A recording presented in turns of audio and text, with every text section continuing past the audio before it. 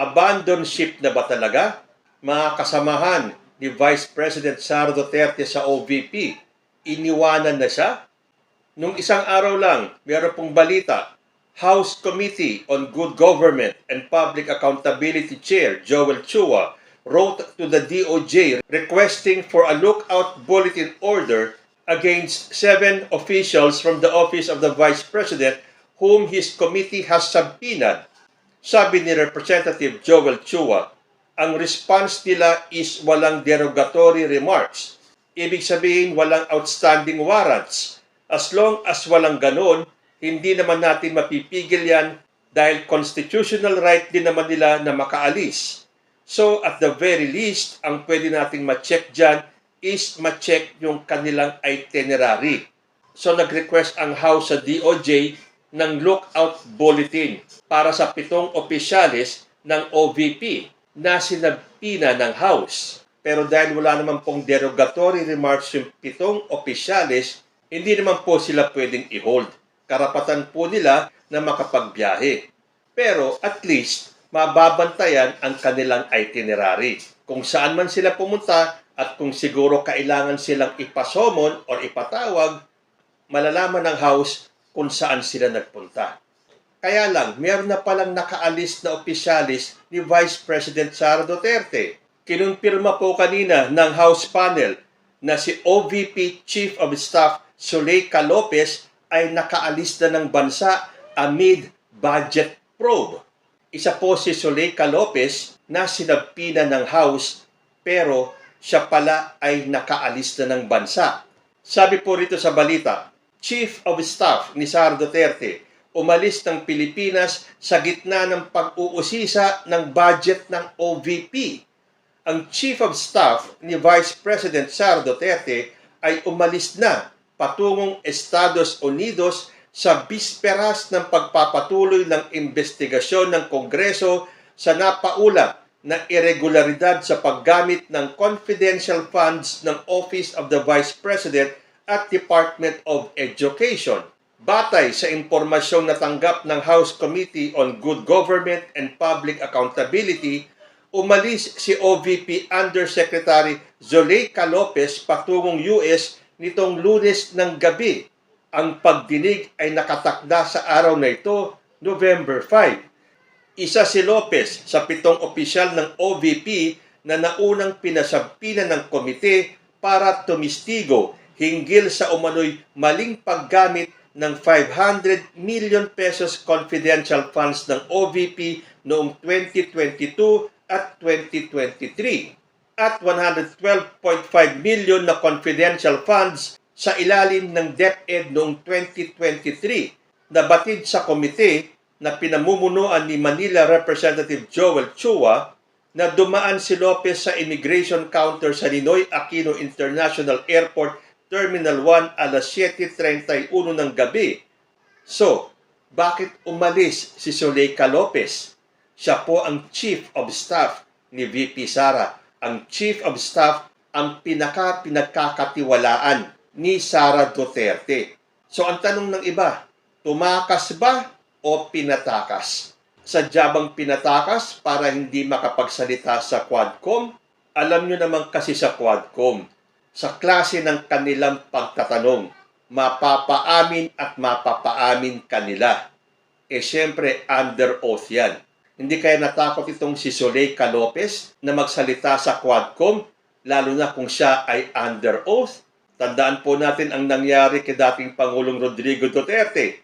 Nasobrahan ng kakadaldal, ibinaon niya ang sarili niya at napaamin sa mga krimen na ginawa niya nung kanyang termino. So ito kaya ang iniiwasan ng mga opisyalis ni VP Sara na baka kung ano lang ang masabi nila. Then 4 pa po sa opisyal ng DepEd sa ilalim ni Sara Duterte ang umamin na binibigyan sila ng sobre ni Asek Fajarda. Ayon kay Catalan, tinanong umano niya kung galing ba ito sa confidential funds. Then ito pong si Catalan ang isa sa nabigyan ng sobre. Ang sagot sa kanya ni Fajarda, allowance mula sa secretary. Sino ba ang secretary ng DepEd? Si Sara Duterte. Bakit ba kailangan bigyan ng sobre? Ano to, mga padulas? Hindi ba may mga sweldo naman itong mga opisyalis na to? Bakit kailangan pang bigyan ng sobre? Ano ba yung laman ng sobre? Pera. Bakit? Yan po ang malaking katanungan na malamang alam na natin ang kasagutan. So isa tong si Catalan na umamin na nakatanggap sila ng sobre na may lamang pera. So ano itong nangyayari? Isa-isa, inilalaglag ng mga tao ni VP Sara ang kanilang amo. Ngayon, nakaalis na si Chief of Staff, Zuleika Lopez, at nagpunta ng Estados Unidos. Ano ang ibig sabihin nito? Ano ang implikasyon nito kay Sara Duterte?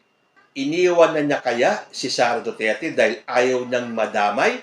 O ang tanong ng iba, na pinatakas ba siya ng OVP para hindi niya maisambulat ang katotohanan sa Quadcom?